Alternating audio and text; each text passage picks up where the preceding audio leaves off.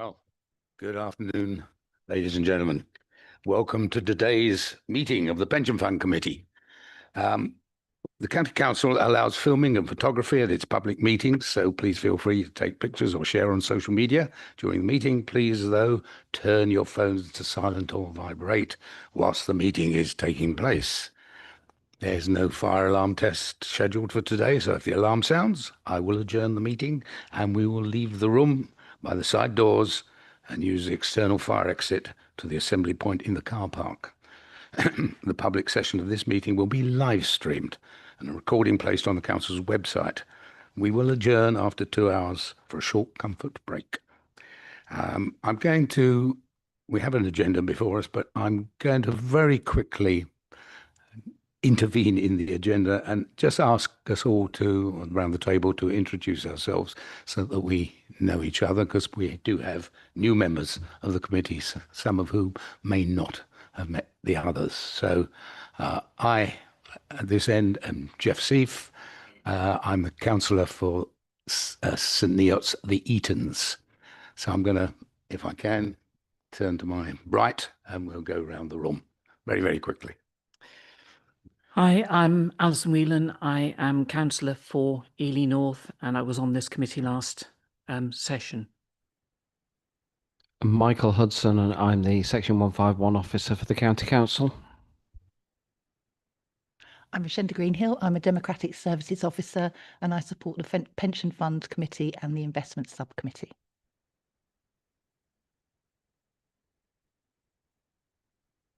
I'm David Keane. I'm a new councillor and I represent the division of Houghton, Fen Stanton and the Hemmingfords.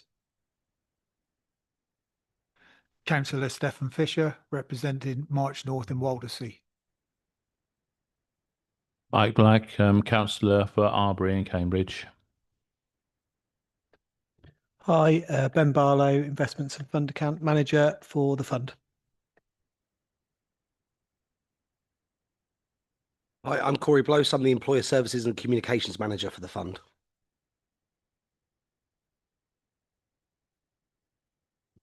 Hello, I'm Madalina Bratek. I'm the Governance Specialist for the fund. Michelle Oakinson, Governance and Regulations Manager. Liz Brennan, Deferred and Pensioner Member Rep. My name is Matthew Pink. I'm an Active Scheme Member Rep. I'm David Levine and I represent Trumpington in Cambridge City. Hi, Mark Whitby, Head of Pensions. Thank you, everybody. Nice to meet you all and looking forward to working with you all over the coming years. Now, item 1 is the notification of the chair and vice chair for this coming year. We're asked to note for the record the appointments by council of myself, Councillor Jeffrey Seif, as the chair of the Pension Fund Committee for 2025-26, and Councillor Alison Whelan as vice chair. Let's test my reading skills. The next item is apologies for absence. So do we have any apologies? Thank you, Chair. Yeah, apologies from Councillor Bowden. Okay. And are there any declarations of interest? Has anybody reported declarations of interest? Chair, I'm an active member. Sorry, Chair, I'm an active member of the scheme.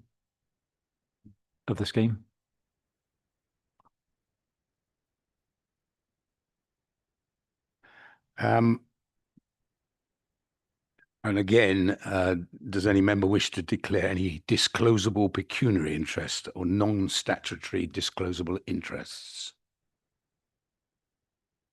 I'm going to take that as no. We now move to the minutes of previous meeting, which I was not present, but we're asked to approve the public minutes of the Pension Fund Committee, which met on the 20th of March 25, as an accurate record. If any member was here and can recall whether they disagree with those minutes, otherwise we will accept them as an accurate record. I think that probably we should proceed on that basis, so I will sign them and take them forward. What about the action log? Do any members have any questions on the action log? So we're asked to note the minutes action log and, Yeah, I've got a question. sorry. Just on, I guess it's an action arising from the minutes on item 252 on page 5, around the question, the public question that was asked. The action says an update would be sent to committee members outside of the meeting. And I just don't recall that. So what was that, if it happened? So did it happen? And if so, what was the update, please? And I'm not sure whether you've got an update on that. It was around the ethical investments, the first action. Yeah, so the ISC meeting has not yet taken place. So it will be shared after the ISC meeting. So it'll be discussed at the ISC meeting. So the agenda was only published, I believe it was yesterday, yes. So as soon as it's been discussed, we will then circulate it. Okay, thank you. No more questions? Excellent. Can we turn to, I will sign the minutes, but now we can turn to item 5, which is the governance and compliance report. And I'm going to ask Michelle to present that report to us. Sorry. Sorry, Chair, just to confirm for item 4, there's no public questions or petitions this time. Thank you, Rashenda. Yes, there are no public questions, just to confirm that. I'll get the hang of this eventually. But I think that is the case. Thank you.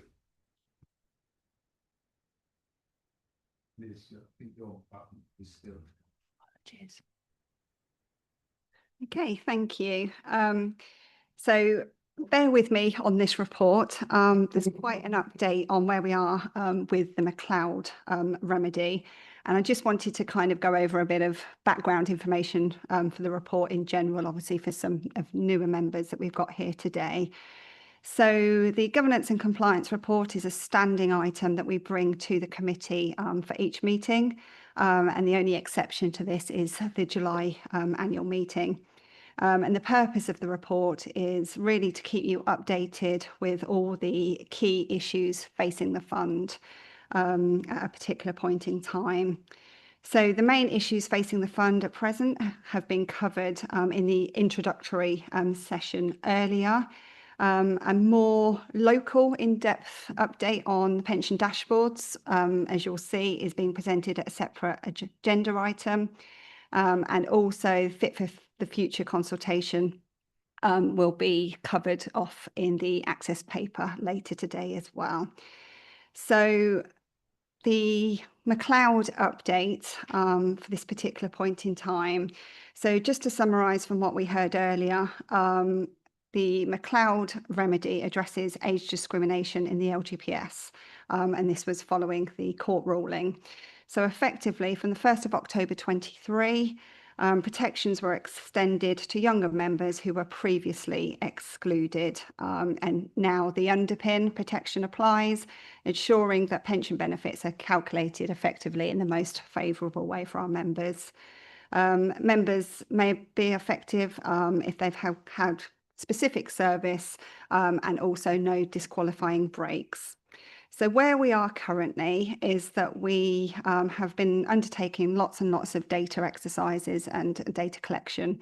The initial findings for the retirement records showing an initial final guarantee amount is 150 cases. Now, these are currently being reviewed to see what the situation is with them. There's obviously a lot of information that goes into these, so we are double checking all of those to see which ones are a true final guarantee amount and which ones may need further work or investigation. So once this exercise is completed, effectively we'll know the real number of cases. And the intention is during June, letters will be sent to those members, and this will contain their options for the payment of the underpin.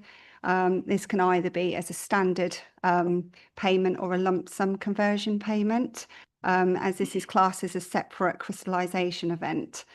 What we've decided to do as a fund is set a default position that if members don't reply, we will pay the standard benefits. But just note that there is a right to appeal that decision if any reasons are legitimate for that. So for deferred and active members, we should see the provisional underpinned through the annual benefit statements. The new template has now been released by our software supplier, so we're currently in the realms of testing that to make sure that is all working as it should do, but we haven't at this point in time got any concerns about those categories. So the deadline for the rectification is the 31st of August 25.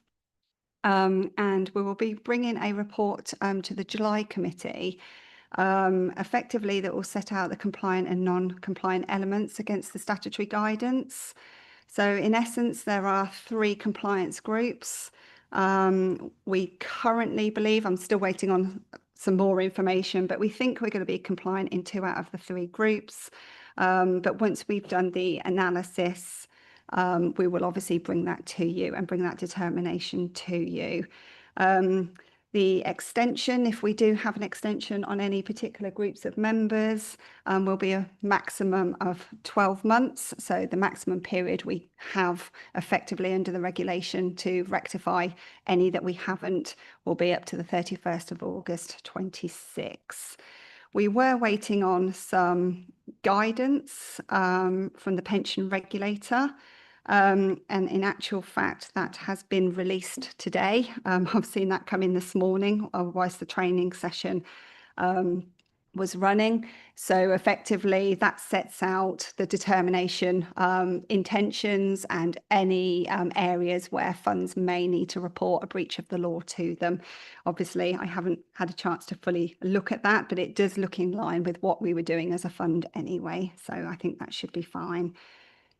So previous meetings and for new members, effectively, we turned on the McLeod functionality and the administration system straight away.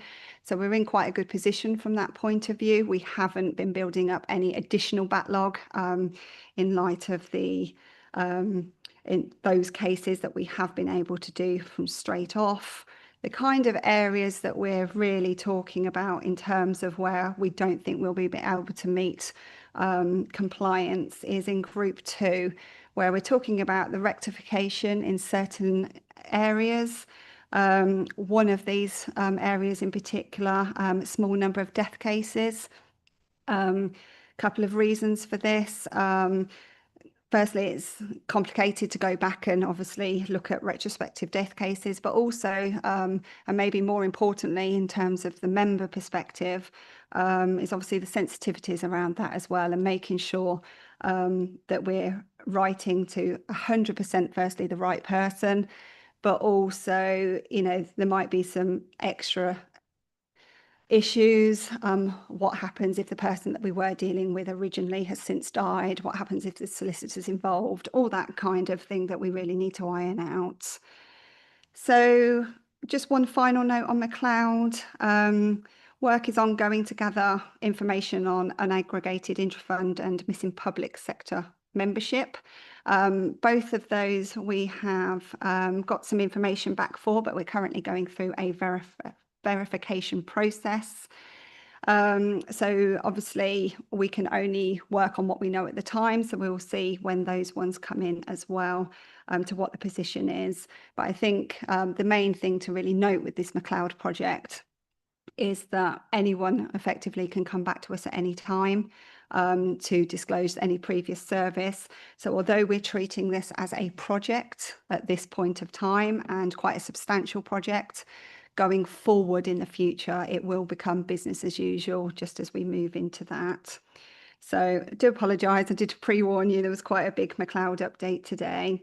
So just moving on to some of the other areas of the report, there's obviously an area in there about fiduciary duties. I won't go into the detail of that because I know Ian's obviously covered that off this morning, but if anybody did want any additional information linking back to the initial advice in 2014 or anything currently, please let me know and I can circulate that outside of the meeting.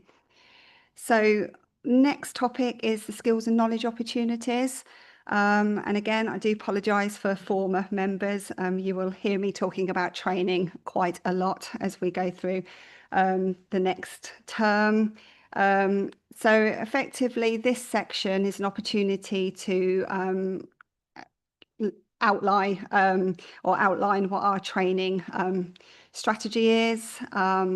It covers the LOLA, so the online training platform that we have in place that all members have to complete within the first 6 months. This is linked to the SIP for Skills and Knowledge framework. The training is really, really important, not only because to ensure that the fund is governed effectively, but also we've signed up, a previous committee decision was to participate in the National Skills Assessment in 2026. So this was as a result of the Code of Practice. Effectively, we need to be able to demonstrate that we've got the adequate knowledge across the board and the committee to be making those decisions. As some of you may recall, we did feedback on the LOLA platform and suggestions were taken forward to how things could be improved for the next release. So really positive that we obviously had some active engagement in that and that we've kind of shaped that going forward. As some of you may have seen, live sessions are now in place on the platform. And I know some of you attended the effective decision making that was run last week, which was a really good interactive record as well. TPR Toolkit, again, really useful platform. This also has 6 months to complete, slightly wider than LGPS, but still some really good information in there. So really just a request at this point in time, just to make sure that new members read the strategy and obviously any existing members, if you just re-familiarise yourself with it, just to make sure that we're compliant there. What you will find with this report is in the appendix, we do outline any additional training. So if any members do want to go to any conferences that are listed on there, please let us know. Alternatively, if there's any conferences you just happen to see and you think, oh, that looks interesting, please run it past us. And if it's something that we think would be of benefit to you in your role, we'd be more than happy to support that as a fund. So policy and strategy updates. Really, just to confirm, this is a governance section to make sure that you as a committee are receiving the right information in terms of when we're making changes to policies and strategies. So we previously agreed that the committee would review policies and strategies every 3 years. Within that, officers will conduct annual reviews in the meantime. If there are non-material changes, the way we will report these changes to you is as part of this report in the table. If there are any material changes that we feel is more than just an oversight, we will obviously bring the full policy to you, but ahead of the 3-year appointment. And the very final thing, but something else has crept in as well. So what's not in the report at all, and I think this is an indication of how fast things are moving in the LGPS at the moment. At the time that the report was written, the LGPS Access and Fairness consultation had not been launched. It has now. So this will be incorporated in more detail at the next meeting. But effectively, it's looking at things like addressing survivor pensions and death grants, gender pensions gap in the LGPS, changes to forfeiture and that type of thing. We have until the 7th of August to reply on that, and we are as a fund seeking to do that. And the only other thing that also came in after the report was written was that the pension schemes bill was laid before Parliament on the 5th of June, which does contain some LGPS specific aspects, such as defining asset pool companies and things like that. Details of that again will be fully updated with the next suite of reports. So again, apologies, it's a really encompassing report. This one covers a lot of different areas, but I'm happy to take any questions. Thank you, Michelle. A tour de force indeed, as always. Thank you. I'll take questions, or I won't take them. Michelle, well, any questions from anybody?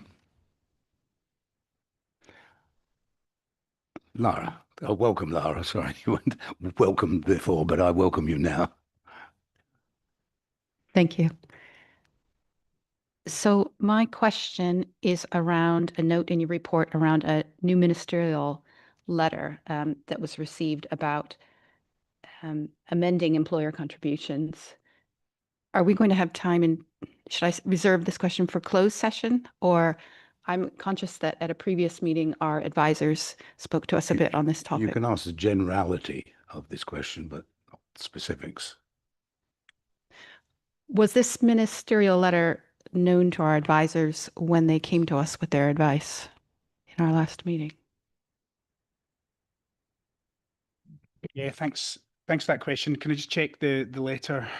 Sorry, excuse me. Just This is section 3.2, letter from Deputy Director for LGPS, amending the employer contribution rate and valuation cycles not intended as a way of managing surpluses or deficits. yeah, sorry. Thanks for that. Yeah, so the letter was issued fairly recently. The letter was actually issued after we had provided the majority of our advice to the pension fund, but the letter, and certainly the spirit of the letter, was entirely in line with the advice that we had provided to the pension fund. So, you know, everything that was included in there broadly supports really the advice that we had provided, and we have no concerns about what was included in that letter from a funding perspective.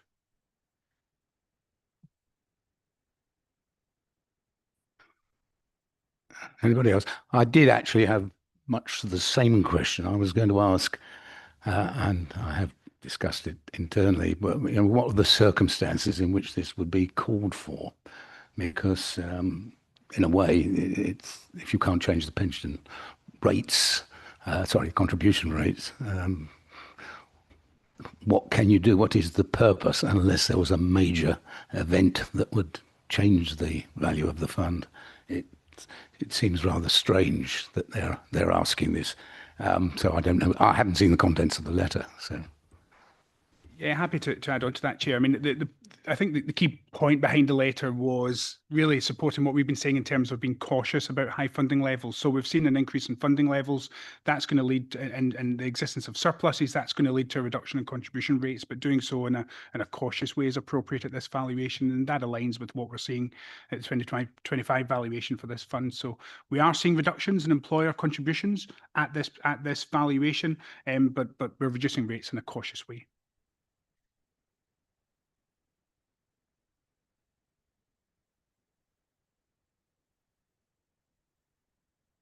comment on this.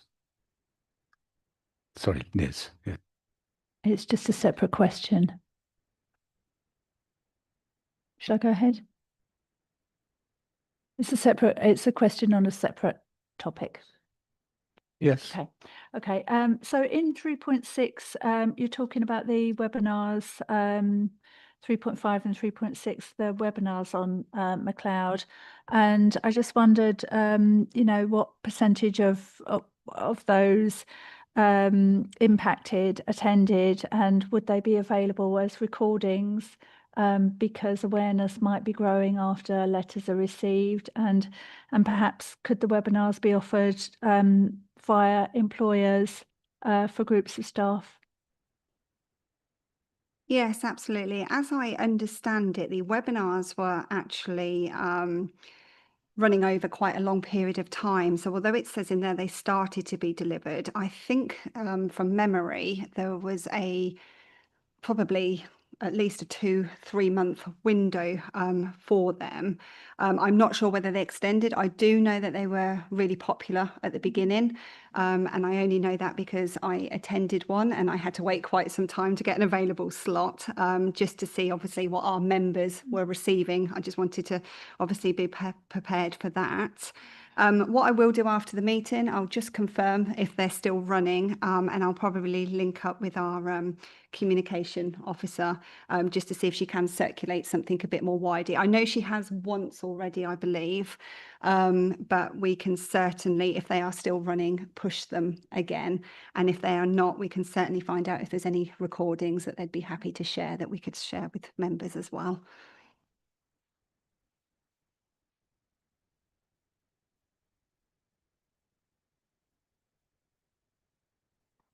If there are no further questions, I'm going to ask us to move to the recommendation, which is to note the content of the report. And we do. So we move on to the next item, which is the discretions policy. And again, I think, Michelle, you are down to present. Thank you. Thank you. And I promise you it's a lot shorter, this one, not so much going on. So just for a bit of background on this one, the purpose of the policy for the committee to approve is to provide a clear and consistent framework for how we exercise our discretionary powers granted under the LGPS regulations.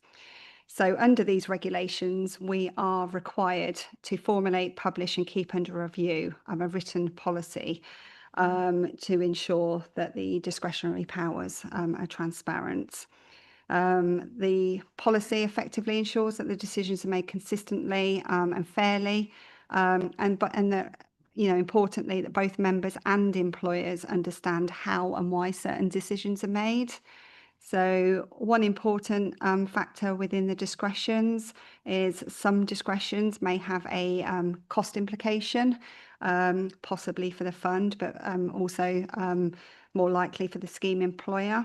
So the policy therefore enables us to manage the risk around that by setting parameters of how certain discretions will be applied and what we're comfortable with. So the current review has highlighted some proposed changes in section 5.2 of the report. Most, bearing in mind this policy has been in existence for some time, so it's obviously been through previous reviews, mostly minor amendments, excuse me, with just one moderate change to allow extensions to the notice period for voluntary and flexible retirement limits. And this really is to allow for some flexibility around exceptional circumstances. So in our minds, if, for example, a member was waiting on an estimate that was delayed for some reason and it didn't give them the amount of time that they needed, that would be something that we would consider. And this would be reviewed through delegation to the operations and technical manager on a case-by-case basis for that. So effectively, just to kind of cover any kind of outliers to the normal processes. Effectively, the discretion is favourable to the member anyway. The regulation actually permits 3 months notice. So obviously we've reduced that down to 1 anyway. But yeah, that was the one kind of moderate change that we picked up that we thought actually would be beneficial for our members to make that change at this time. The only other comment on this policy is that there is also a scheme employer discretion policy as well. So each employer have their own set of policies that they look at those in a similar format where they effectively transparently share with what their views and approach would be on certain cases. So things like flexible for retirement, for example. But apart from that, I think everything is set out in the report as it is. So I've got no further comments, but happy to take any questions. Thank you again, Michelle. Questions? Very quiet. Okay. I'll ask a question. There are none of these discretionary matters that need to come back. This is a question that need to come back to this committee, or would there be circumstances in which they might? I suppose if it was a major issue, you would want to bring it back here. But other than that, it is delegated to, as indicated in the report, to the officers, as indicated there. Yeah, so how it works currently is that the committee are responsible for approving the policy with all the amendments in its own right. Other than that, how it's deemed on a day-to-day basis is more of an operational manager stance in terms of management within the fund, and obviously senior managers within the fund keeping an eye on that. We could, I mean, I obviously have to speak to Mark, but, you know, if it's something that the committee are interested in, if there are any kind of outlier cases, we could, you know, have a discussion about that to see if that would be something worthwhile you seeing. But currently, there are processes internally for making sure decisions are made effectively that go through an approval process. Some of them, for example, will sit directly with the head of pensions. So Mark will have to sign those off and be comfortable that he's happy with those. And we also have some really regulatory specialists as well that do really look into these discretions and really understand all the implications. But yeah, we certainly follow a robust process. It's just whether you want to resolve today that we bring something further to you. That's. I'm glad to hear that, because I would not have to like to deal with them, would not personally feel competent to deal with the minutiae, and I don't, and of course practicalities of getting back to a committee or even a small group would probably be unviable. Thank you. Lara. Thank you. You mentioned that some of the discretions in the list would have a financial implication. Any particular that have a large financial implication, or can you give us a scale of those implications? Because the list just says what they are rather than which ones. Yeah, so effectively, I could probably be best to provide you something more formal after the meeting, but things where there are an early payment of a benefit generally will be the ones where there is a cost to an employer. So whether it's flexible retirement, ill health, that type of thing, any kind of discretions around that where we're allowing something, those types of things would have a knock-on effect. I don't know, Mark, if you want to come in more there, because you're the one that signs these off more on a day-to-day basis. Yeah, of course. And it should be pointed out, I have deliberately removed myself from some of these because I'm a stage 1 adjudicator for the dispute resolution procedure. And so there are certain ones where it's more likely to be appealed. And what the obvious one, which is fairly new, was the exit credits. So when a employer ceases, what the surplus is effectively a factual amount. It is what it is.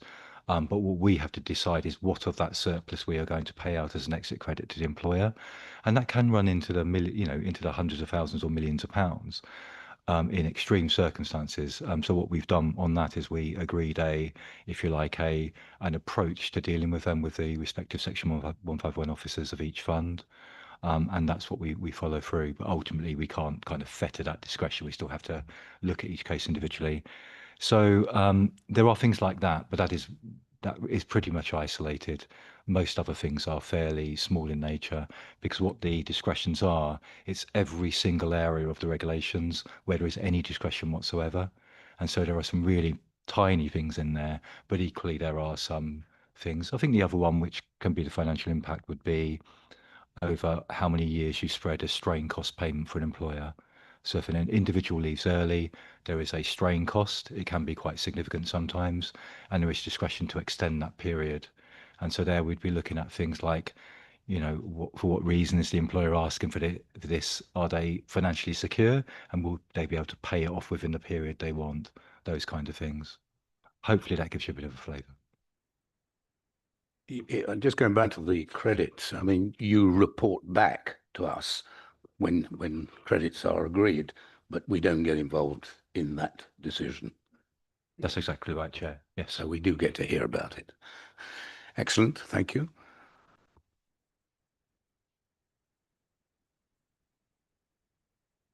Any more questions? Okay. Again, we are asked to note the report, and unless I hear any objections, I'll take that as read. And we're moving on to the pensions dashboard update. And I'm going to ask Mark to introduce that. Thank you. Yes, thank you. So this is a fairly brief report, but we'll be bringing regular. Sorry. Sorry, no, not at all, Chair. Sorry, I do apologise. I just didn't realise. The report recommendation is actually to approve the updated administering policy. So it's just to check that the committee is happy to approve that policy. Sorry, I don't know if everybody heard that, but apparently our recommendation is to improve the updated administering authority's discretion policy as noted in Appendix 1. So that was my fault. I apologise for that. Any objections to that recommendation? No. So we'll carry on. Thank you, Richenda. Okay, thank you. So we bring an update on this particular project, usually each meeting, because there has been quite a bit, going on with it up to now. So obviously you've got some training on what the dashboards broadly is. It's the ability where a member will see all of their pensions in one place. Now, I think what's really important is that we are not responsible for dashboards per se. They are, there's an entire program going on. It will be private sector companies like insurance companies will probably have dashboards. There'll be other more national ones like Money and Helper Service dashboard. What our responsibility is very clearly is making sure that when we get a request from the dashboard ecosystem, we can respond to that request and send data for the right person to the dashboard so it's displayed within a matter of moments. And so our project is around our end of this process, and I think that's quite important to understand. So what we've got within the report is an outline of the areas we're concentrating on at the moment, with a view to being able to connect by the deadline. So for us, it's 31st of October this year. When dashboards go live, we're not sure. The dashboard available point will be notified in advance by government. We suspect it will be around 31st of October 2026 or thereafter, but that's not for definite. But that is what we're obviously working to. And you'll see one of the biggest things we've done is we've done some testing of the connection or the console that enables us to interact with the dashboard ecosystem. And you'll see in the report in section 3.1 that we're scheduled to go live, have a live connection by 31st of July. So well in advance of that October deadline. The other areas you'll see we're looking at are data quality. Data quality is important across a whole range of the projects we're undertaking at the moment, particularly the valuation process, of course, as well. But that there are certain particular data points that become important for the dashboard. And if you look at the data matching policy within this report, you'll see the sorts of things we're looking to use to identify whether we've got the right individual. So NI number, surname, date of birth being the primary data points. And then there's some supplementary ones where if one of them is missing, we can still send some data. So they become incredibly important as things we need to cleanse. The data matching policy, which I'll just come on to a second, is the third thing. And then finally, that table mentions AVC arrangements and the need to have data for AVCs, so additional voluntary contributions that members may pay into, sent concurrently with the main scheme data to the dashboards. But if I just turn to the data matching policy, it is in a draft form within this paper. We do have the ability to change it at any point in time.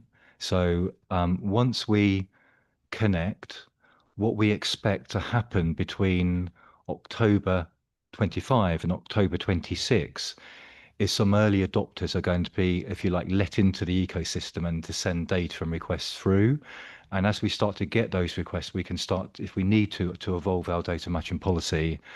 And what we are trying to do is to automate as much as we can. So we want as many requests as possible to automatically send the data back without intervention.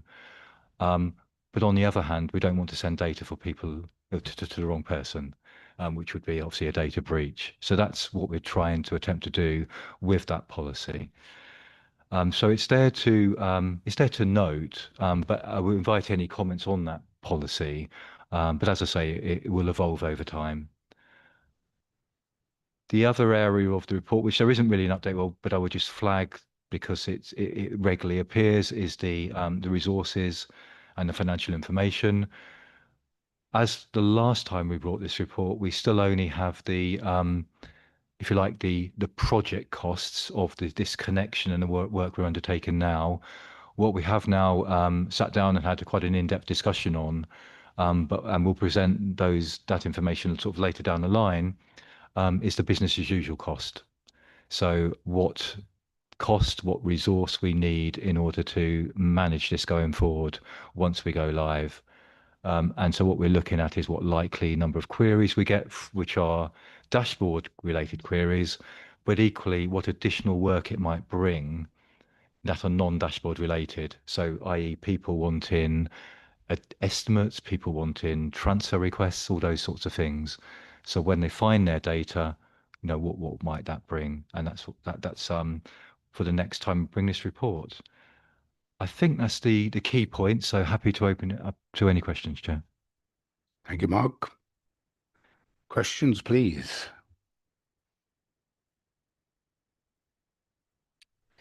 So if I could ask, in terms of the data, obviously an awful lot of this is around getting the quality of the data in the right place at the right time. I see there's mention in there that obviously we're trying to make sure that we've got address matching correct for deferred members. To what extent do we think that there is an issue with the data that we're currently holding simply because, particularly with deferred members, that they've moved and things like this, and how much of this is likely to be a problem? Because quite clearly, once people start to try and connect to the dashboard, if there is no match, it's then going to come back that there's going to be queries that the service are then going to have to deal with manually to try and make that, you know, bring that all together. I mean, we have done a complete sweep of all, you know, in the not too distant past. But quite frankly, deferred is the worst data to keep on top of because members will move around and will not inform us and update us. So it is a huge challenge. We have at the moment what we tend to do is when we're doing particular projects, we target particular groups rather than doing an entire fund, which makes it far more manageable to undertake. I think as long as the requests don't come in too great a volume, it is perfectly manageable. And you know, dashboards will be a way of us keeping certain data points up to date as well. So, you know, people will connect and there will be a partial match, but we will immediately identify that it is the right individual, but one bit of data is wrong. And then we'll just simply have a very straightforward process of that member updating it. The issue will be if we get thousands and thousands of requests and lots of them are partial matches all at the same time. And that's what we're very, very mindful of.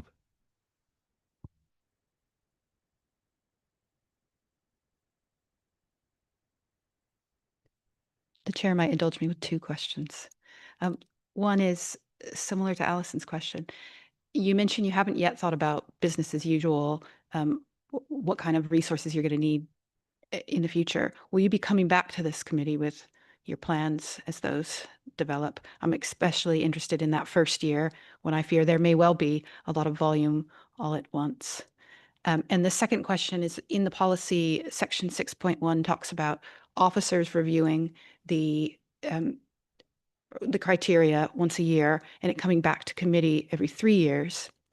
I think I'd feel more comfortable if it came back to committee a year after you started. And then after that, probably every 3 years is very reasonable. But I think that first year is quite key for us to understand whether the matching principles we've set out have resulted in any data breaches or none, or you know, can we relax it or strengthen it? Yes, sorry, so I mean, that's a fair point on I think the reality on the matching policy will be, we suspect that when it's publicised, it will be a very quick surge, and then that will, unless there's continual publicising of it, that will die off fairly quickly. So probably a year later will be a long time after, if you like, the damage has been done. But that's fine. We can absolutely change it so it's a 1-year review, and then thereafter it goes to the 3-year cycle. And sorry, could you just go through your first question again? Sorry, I do apologise. Once you've developed your sort of resource plan for business as usual, will you bring it back to us? Sorry, yes. Yeah, sorry. It will be in next year's business plan, so in March. So that will still be fine, because we still think we'll be many, many months in advance of when we go live. So that's the plan. It won't be a huge amount of resource at all, is our thinking.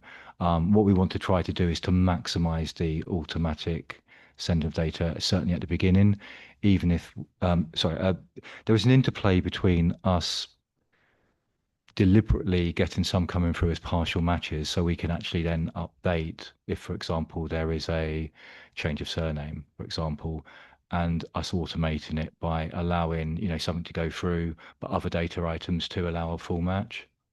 So there is an interplay between various data points, and it may well be that what we want to try to do is to maximise the amount that is automated at the beginning, because that's when the greatest amount of volume will be.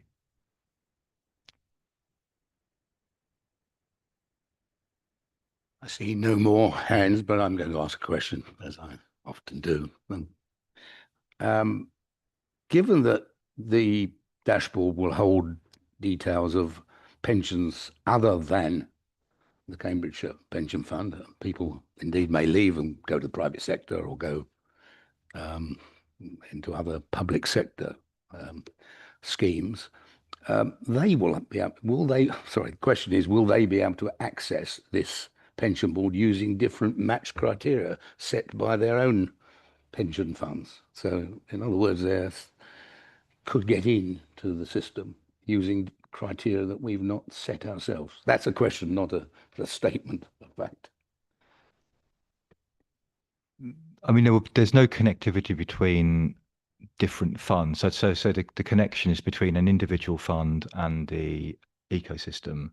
That ecosystem will then have a connection to another fund over here. There's no relationship between,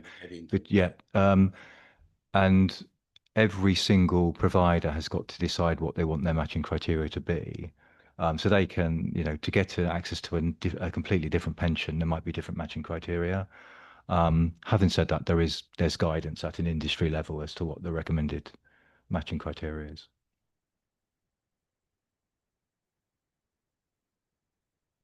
Okay, thank you very much for that. We're being asked to note this report, but asked to include, and in particular, including the draft matching policy set out at Appendix A. So can I take it that you accept this recommendation? Thank you.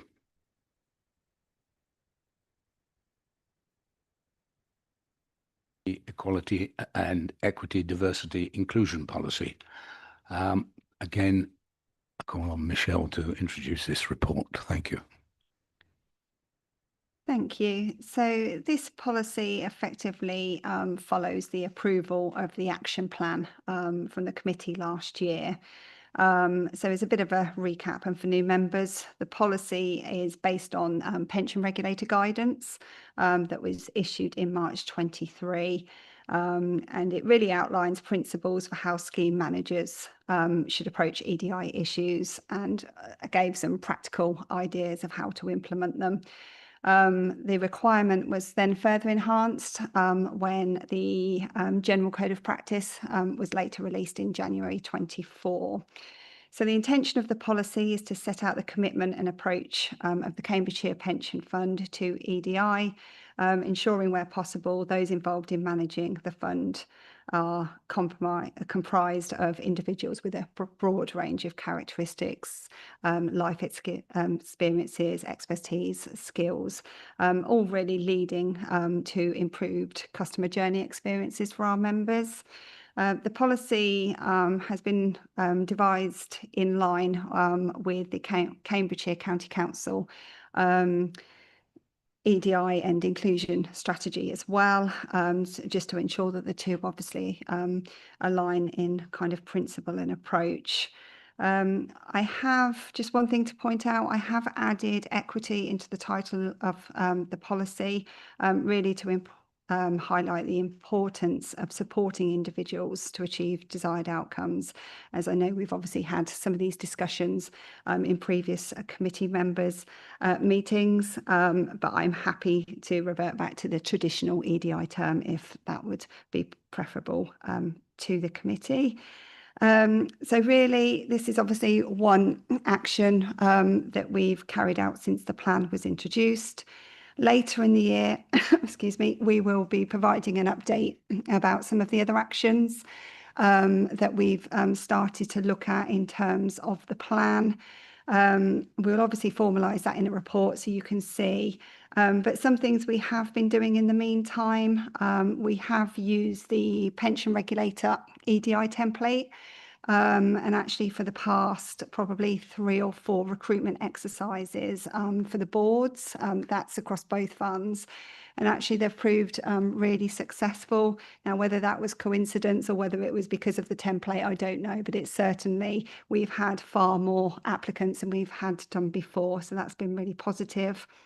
We've also set up a log for capturing members if they have difficulties with any of our forms or navigating the website, accessing the member self-service account. So effectively, we're starting to log where we're seeing patterns. So if, for example, in one given month, we have 10 members saying exactly the same thing, we know that there's a fundamental issue with either the communication or the way that the system's working, and we can look to resolve those for making things a bit easier for our members as well. Very recently, we've sent out an email to all of our members and employers, just asking for feedback on our new pension website to make sure to obviously gather that feedback to see if there's any further improvements we can make, and just to make sure that we're making lives as easy as possible in terms of navigation and finding relevant forms. And just one final point, actually, as a result of the pre-meeting, we'll also start to review complaints within the service as well, just to see if there's any kind of elements in there that could have been avoided should we have potentially taken a different course of action, you know, worded something differently, picked up the phone, that kind of thing. So really just for assurance that we are hopefully moving everything in the right direction, and we have started to look at some of these things, but today is for the approval of the policy, but happy to take any questions. Thank you again, Michelle.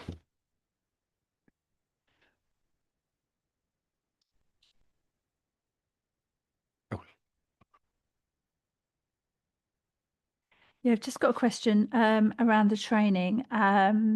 So will the training be mandatory? I think that would be positive. And also, will it be specific to pensions? But also, just to mention that I do think it's, you know, it's really important to embody EDI principles and commit to them and commit to protect them. So yeah, positive policy. Yeah, and just on the training point, so we did deliver some bespoke training previously, and I believe that we also circulated that round. So what I will do is I will recirculate that initial training round to all members. And then, of course, if we feel at a future date that actually some more training would be beneficial, we would be more than happy to arrange that. Thank you. You still got your mic on. Do you want to come back in? Thank you for this. And obviously this is come quite a long way from where we were originally. So thank you tremendously for this. I think it's really important. I think the point that you're making about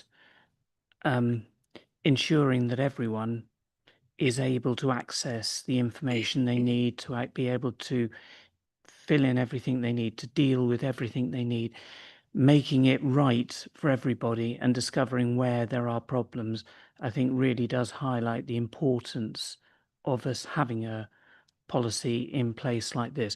So I don't actually have a question around this. I just want to say that, this really is important to try and level up for everybody, irrespective.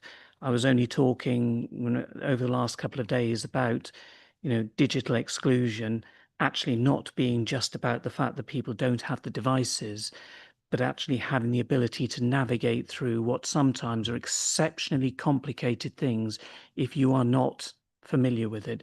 So thank you very much for bringing this together.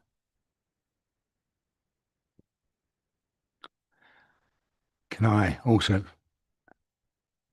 add a little point? I mean, I wholly endorse this policy, which of course is the policy in general of the council, and it's an extension of that with the inclusion of equity, which I'm very pleased to see. But I notice on the policies, thanks.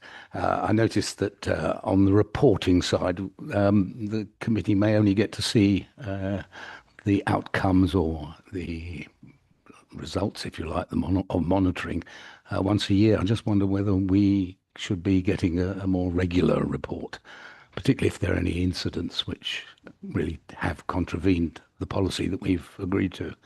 So it's a request for me, at any rate, that we have a more regular update, if that's possible. Yes, thank you. We can certainly consider that. And obviously, I think this, as we've said, is a bit of a journey. Obviously, we started this last year, so we are evolving with this as we go along. So I will certainly have a think about, obviously, the action plan is one thing, whether we put an update in another report. One thing that does spring to mind is we've already got it as a business plan activity. So maybe the best way to kind of bring anything to you would be through the business plan updates, but I'll have a further think about it and come back to you. Place any more burdens on you than you have already. Thank you. Lara. I like the extra E. I hope that we keep it the equity. I think that's very meaningful. And thank you for listening to us in our training when we brought that up a few times. In the report, you mentioned that some of the actions have fallen behind schedule, but on the action plan, I don't see any dates alongside the various actions. The next time it comes back to us, will it have sort of some deadlines which you've set yourself for each of the actions? It will. And I think the truth of the matter is when it first came to you, it did have dates. And then with the volume of other things going on, those dates then slipped. So what I've done for this particular report is obviously just put the actions because it's linked to the policy. But the intention is then to remap those dates again, obviously from the original plan, just to put more realistic dates in, obviously with dashboards, McLeod and everything kind of taking a bit of precedence. And with this particular policy, because it's best practice rather than statutory, we've obviously had to focus on statutory requirements first, but absolutely we'll add some dates in when it comes to. Right, we're steaming along. Any more questions? We are being asked to approve the new Cambridgeshire Pension Fund Equality, Equity, Diversity and Inclusion Policy. Do I see, well, can I ask if you're in favour? In fact, perhaps by a show of hands. Are there any objections? Any abstentions? So I think this is our recommendation. Thank you very much. We're now going to go to the administration report. Now, there's 3 items on this report which are covered by confidential and exempt matters. Does anybody want to raise any questions on those 3 papers or sections? Sorry, that you've got, I'm assuming it includes, for example, access and in front of me now, but there are. Let's have a look. Doesn't the computer? Unbelievable.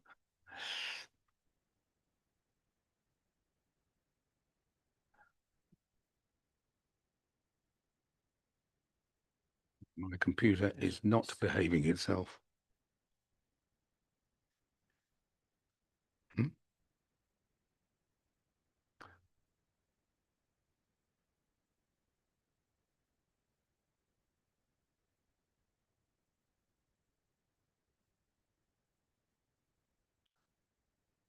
Appendix 6 and Appendix 7, which are the risk.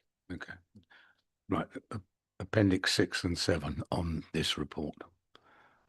So if anybody wants to ask any questions about those, we're going to leave them to the exempt section. Otherwise, I will ask Mark to present the report. Thank you.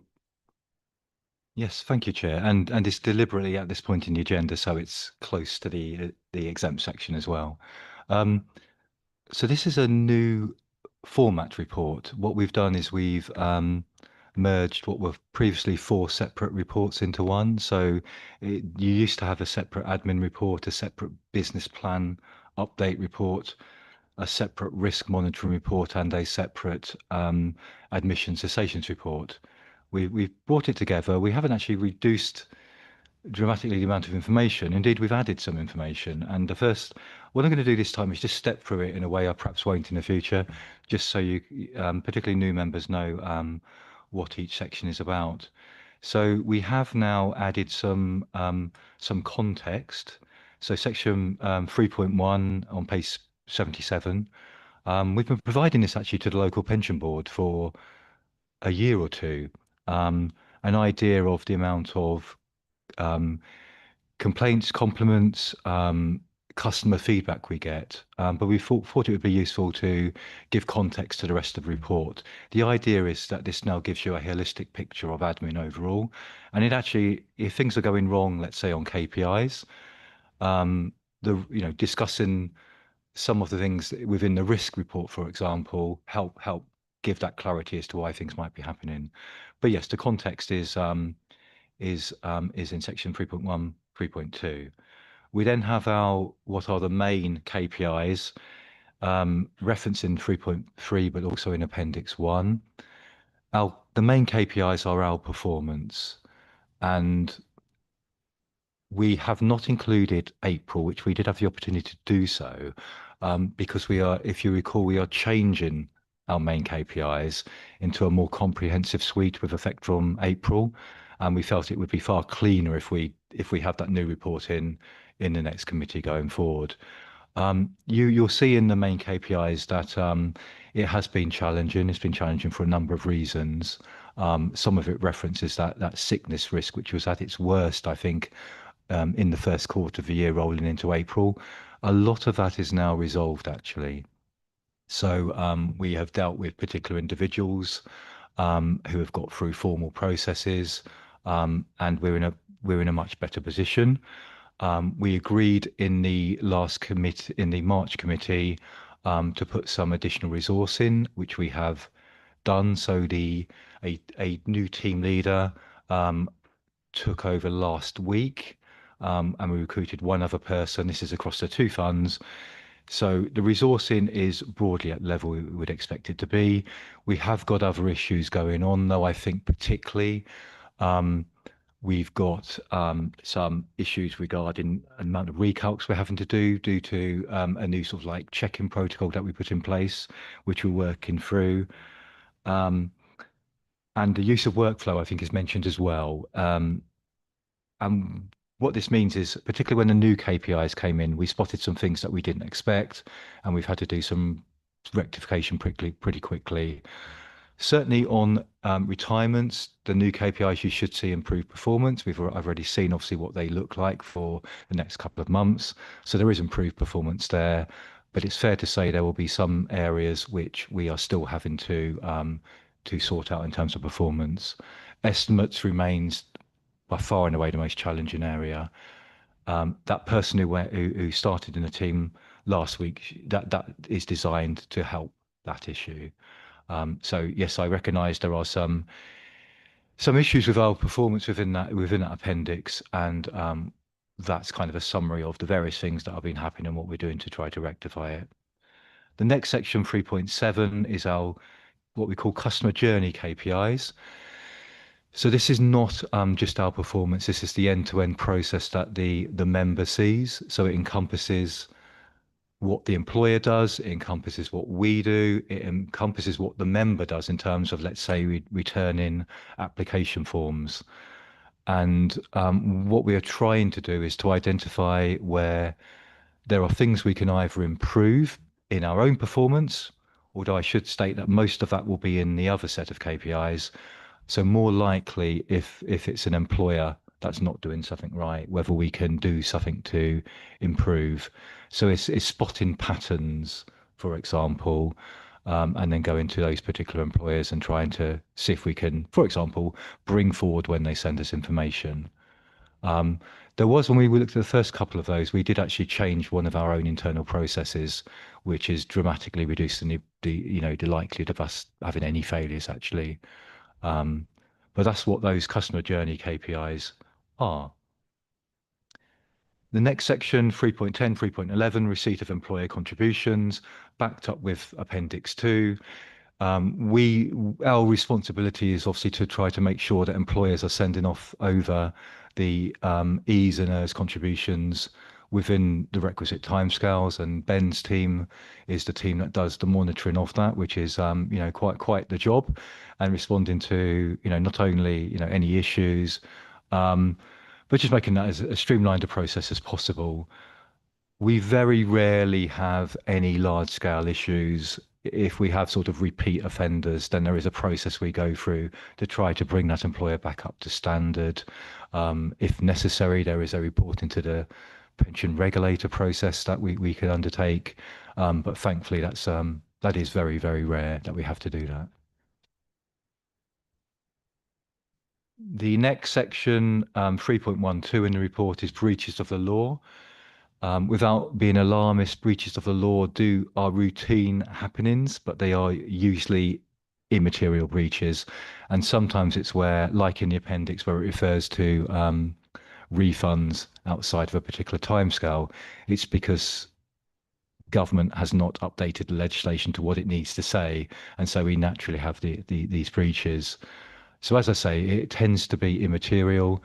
The sort of time we might get a material is where if something quite large scale goes wrong, but particularly on things like the annual benefit statements. So if we had a significant percentage of annual benefit statements not issued, which we have to send out once a year to deferred and active members, then that would be a material breach and reportable to the regulator. So the table should give you an idea of what exactly they are for this particular cycle. The dispute or the internal dispute resolution procedure, IDRP, we report on any cases, whether they are at stage 1 or stage 2. So stage 1 for an admin authority dispute, i.e. in connection with what we're doing as a team, I am the adjudicator for that. The second stage is the monitoring officer of Cambridgeshire County Council. An employer can have a stage 1 dispute as well, and they will appoint someone to be an adjudicator. Stage 2 would then come to us, and the monitoring officer would be the stage 2 adjudicator for that. And the one update on what's in the appendix is there's only one in each category. The one outstanding stage 2 has now been reviewed, and the outcome was partial upholding of a minor element of the dispute, and the recommended compensation was exactly what I recommended at stage 1.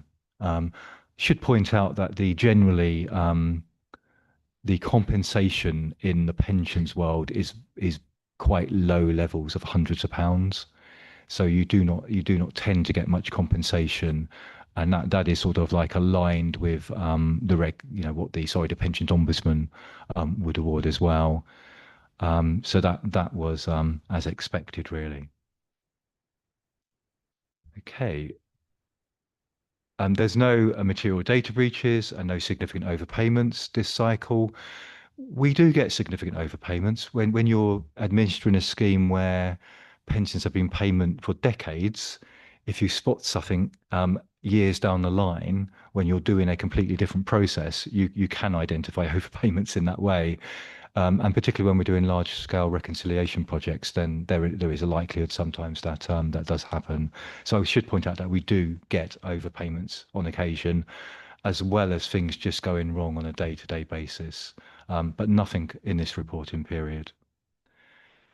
The next large section of the report is around the business plan update, which, as I said, used to form a separate report.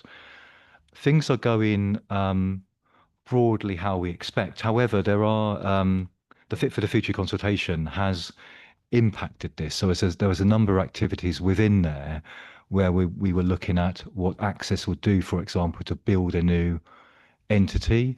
It can no longer do that, so we will be updating that activity. I think we're going to be doing this, Michelle, at the July committee. I think is the intention, isn't it, to bring a number of matters relating to business plan that we need to take through that. Yes, Michelle's nodding yes. I think McLeod, you've had a full update on the unprocessed levers. I will in July, I believe, this has not been finalised, be bringing an opportunity where we could actually get a bit of outsourcing to speed that up. There's an opportunity that has arisen, and I will be I'm provisionally planning at this point in time to bring something there for a decision. So I'll leave that there. It's been going well, but I'm very conscious that we have the dashboard program as well, and wanting as many records to be in as good a position as possible. That would clearly help that with everything else going on as well. Okay, so that's the business plan. I should say there's no financial update. Normally we would update the financials each quarter. Because when we were preparing it was just after we'd actually started the year, there is no change to what we put in place at the beginning of the year. Risk monitoring is clearly a very detailed section in the appendix with lots going on. There are 3 new risks. So what we did is we've actually changed the structure. If you've seen our risk register before, we have changed the format of the risk register.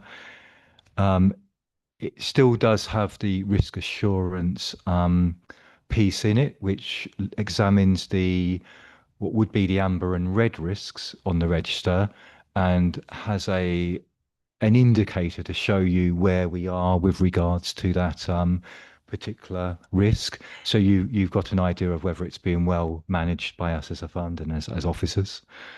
When we looked at the complete register, we identified a few missing bits that we thought would be useful to add in. So that's part of the 3 risks.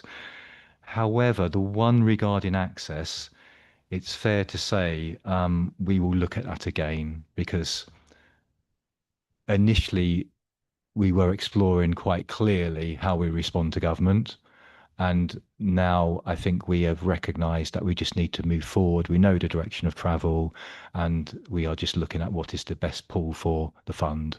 And we'll bring that to the next committee. And obviously we'll go into detail in private session, which Ben will talk through later. So yes, so there's definitely a need for a change in that particular risk by the next cycle. Employers' admissions and cessations. There is a need for us to have your approval, even if you're only noting the admission of certain employers, because what that's required for is the sealing process of the agreements with those particular employers. But this time you'll see that there are 6 new admissions, 5 of them admission bodies, 1 resolution body. And just in terms of very quick background, most admission bodies, you do not have the ability to refuse entry. If they sign up to the form of the admission agreement that we put in place, so our precedent admission agreement, the regulations require you to allow them access. There are a much more rare group of admissions where they are not contractors, They are where there's sort of like a community of interest with another employer, where you do have the ability to refuse. But what you do have is you have a policy in place, and generally what we need is a really strong guarantee so that the fund is protected. So 6 admissions, a few cessations that are listed in section 3.30 on page 82, sorry. And then what we also have, kind of referencing what we talked about earlier, is a couple of updates on cessations where we're confirming the exit credit amount, which, as you'll see, is immaterial to the fund, it's fair to say, in these 2 examples. So that's a bit of a canter through the report. Please do feedback on the format, but happy to take any questions. Report and a half. Thank you, Mark. Questions, please. Oh, yes. You can depend on me for a question. No. In the administrative KPIs, there are a few there that are red. And thinking back over the last year, some of them have been red for a while. We had a period of recruitment, and then I can see you've had a period of staff illness as well. Are you confident that you've recruited enough staff or resolved enough of these issues so that we're in June now, so there's a whole nother quarter that you've experienced that, the next reporting period, we might see some improvement there? Well, you've kind of indicated that.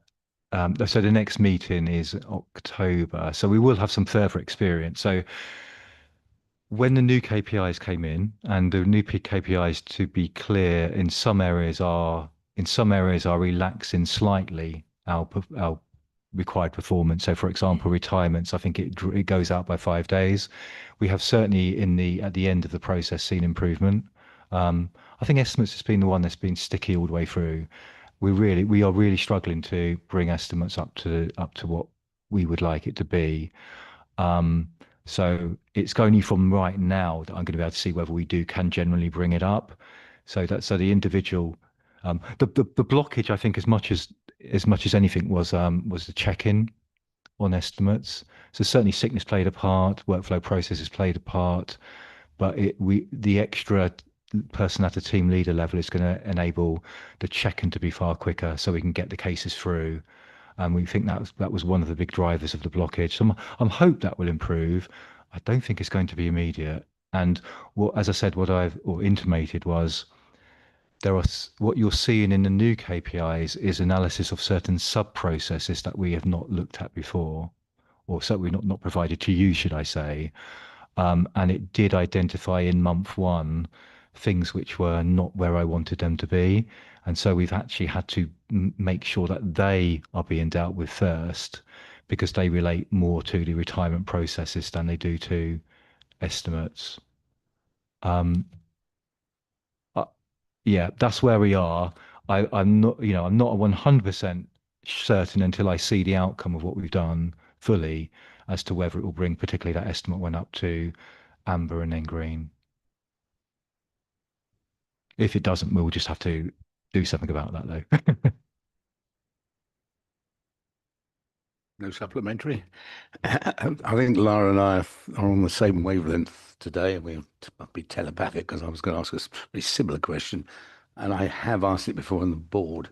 The KPI, who sets and how we derive these KPIs? They're not legislation. They are obviously and clearly operational targets that we would like to achieve. But clearly, if we cannot, or they cannot be achieved, and we may have a benchmark from other pension funds, but there's not much point in having a target that is not achievable, and then you have to report that you haven't it hasn't been delivered. So it's just a general question, really. How are they derived? So the new ones come from SIPFA's annual reporting guidance. So every year we have to provide details of KPIs within that. But to be clear, these are the main ones, not the customer journey. I don't think there were no funds within Access that were doing them, for example. I was aware of a couple of funds who do something similar around the country, but generally we're just talking about the main one. So they're aligned with SIP for now. In terms of the turnaround times and what they are, the target percentage is us. But what we've done is we've got a minimum of 90, and for anything which relates to a payment, we've gone 95 generally. So we're really at the upper end of what is possible without going to 100. But yeah, that's where they're coming from, and we do expect a lot of funds to align with those now because it would make sense. Where we've come from, so what's in here, we had a 10-day turnaround time for a retirement, for example. It's 15 in the new KPIs. We used to be 5 until a number of months back. So we were really, really quite challenging in terms of our turnaround time before.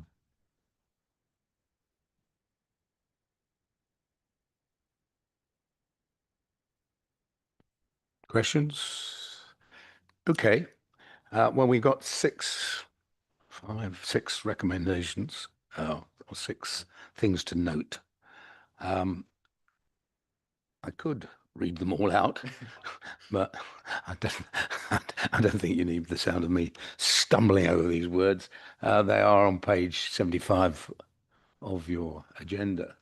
So I'm going to ask whether we accept and note those reports and accept them as a whole. But if there's anybody objects to a particular one of those recommendations, could they indicate?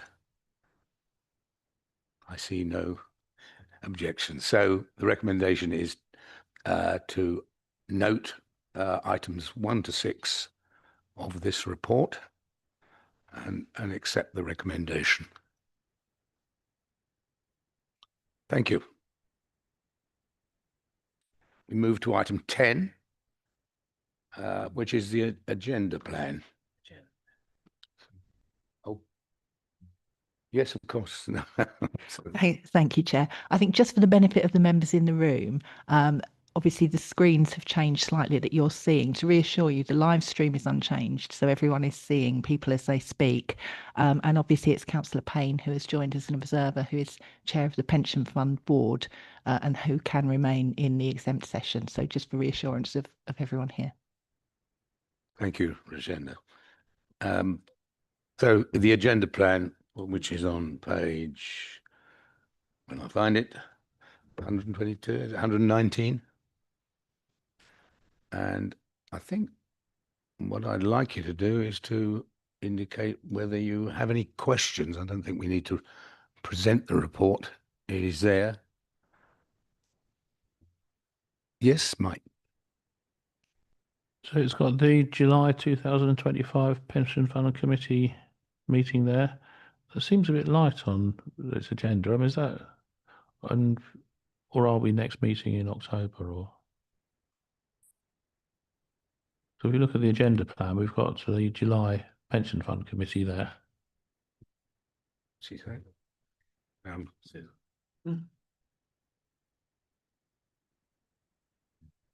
Yeah, Michelle, it's only got one line on it. That's not accurate, is it? No, I think something's gone wrong there. Apologies. Yeah, sorry. There will be some more agenda items coming to July, so that will be the annual meeting. So you won't see kind of the standard items at that one, but it'll be more kind of investment based, and Ben will pick that one up. But apologies, it's not reflected in this one. Yeah, just to give you an idea of, so that's where we do an annual review of some of the investment figures. So we bring some of that investment story that we normally do at the ISC to the pension committee. So there'll be a deep dive on investment performance, investment fees. There'll be the investment consultant review. There's obviously a decision on pooling that we'll be bringing there as well. They're probably the main items though.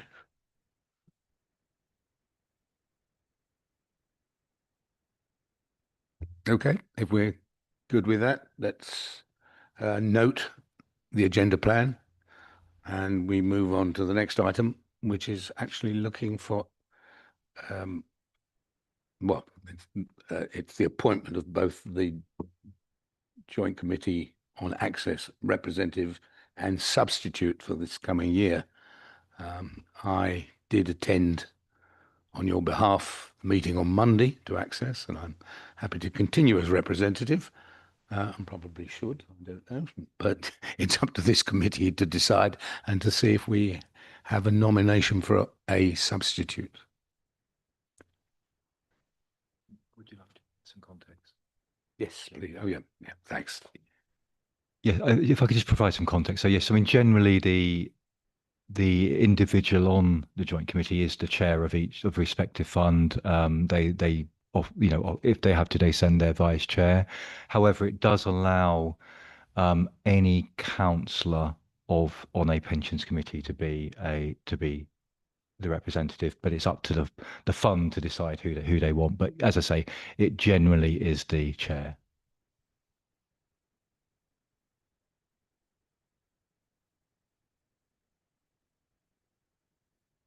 I'd be quite happy to, Chair, but I suspect that you'll have your own views on that. I was going to say it would be normal. It would be normal to nominate the chair, so I would nominate the chair myself. Oh, I see. I thought he was talking about substitute. Were you nominating? Oh, sorry, you were nominating yourself for chair to be the representative. I think substitute is probably more realistic, though, isn't it?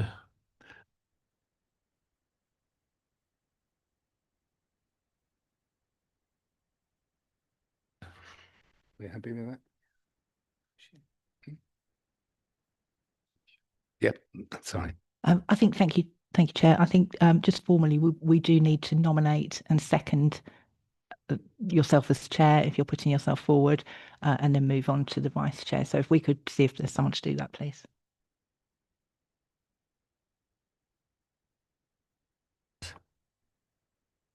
Can I second the nomination of the chair as our representative? Thank you. Right. So first of all, before you have the nomination as myself as chair for the representative on the Access Committee. Those in favour? I don't think there were any objections. Now, have I a nomination for the substitute?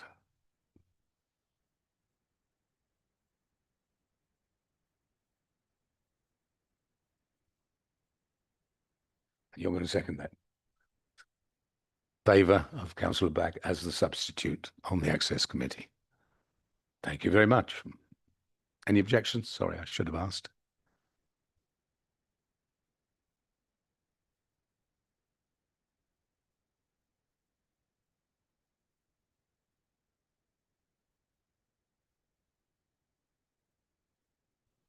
The remaining agenda items are exempt from publication, so the committee will need to decide whether to exclude the public and press from the remainder of the meeting while these are discussed. The exclusion would be on the grounds that reports contain exempt information under paragraph 3, part 1 of Schedule 12A of the Local Government Act 1972 as amended, and it would not be in the public interest for this information to be disclosed. That is, information relating to the financial or business affairs of any particular person, including the authority holding that information. Is there consensus amongst us in support of the recommendation to exclude the press and public? Mike? Chair, I've got my doubts about this, and I think we've said before that it's not really great for everything to do with access to be in confidential session. I think there's quite a lot that we might want to say about the progress of the access pooling that could be said, it's a matter of interest for the public and, the democratic accountability. So I would like to suggest that we have something of a debate of where we're going on access. Because a lot of us have misgivings about the possibility that, for instance, that we might spend our local government pension scheme money on litigation, courts, sort of stuff against the government, which I would be very much against. I'm going to reply and say I think you're wrong, that I think it should be held in exempt meeting, because as we might discuss, there are negotiations and discussions going on which would possibly be compromised by information going out to the public. So I think that it should remain exactly where it is on the agenda. That's part of the exempt agenda. Could we request advice on that?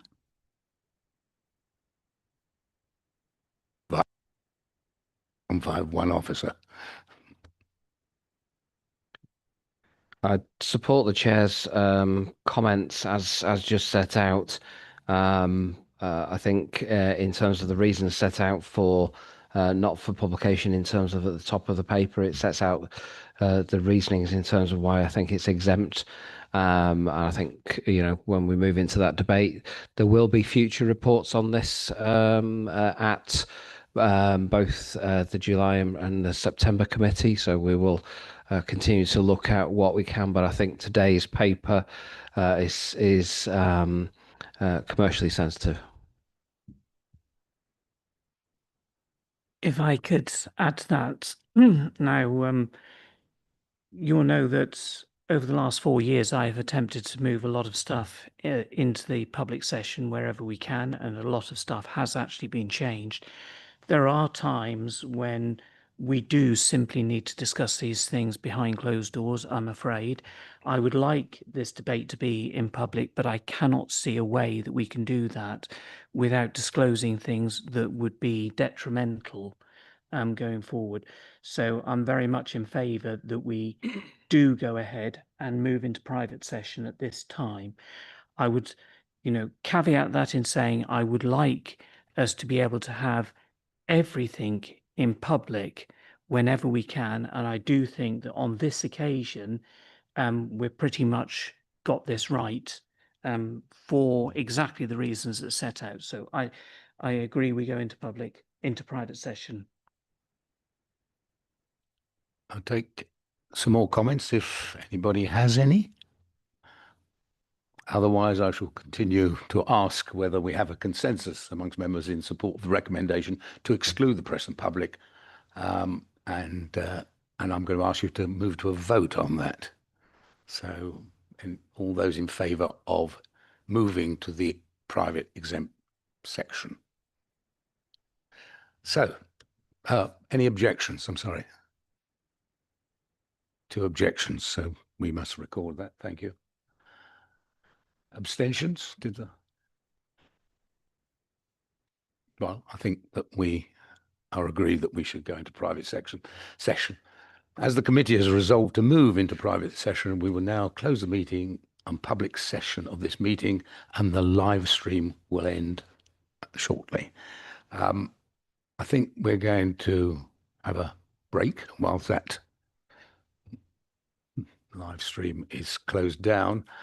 I'm going to suggest, we've been going an hour and a half, so I'm going to suggest, unless anybody has got any great objection, we take 10 minutes and just have a comfort break and then resume, say at 2:15. Is that going to run over the 2 hour?